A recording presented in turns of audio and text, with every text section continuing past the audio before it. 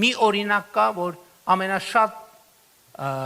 տպավորություններից մեկն եմ ստացել այդ օրինակից, երբ որ Միացյալ Նահանգների դեպի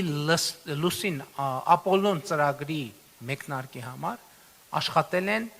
ավելի քան 400,000 գիտնական։ 400,000 գիտնական։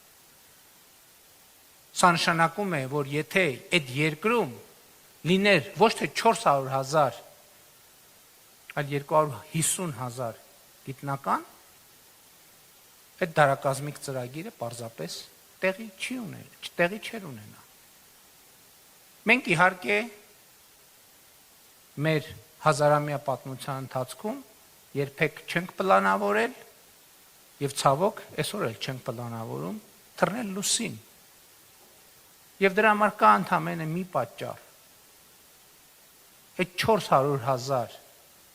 գիտնականի եւ պրոֆեսիոնալի բացակայությունը։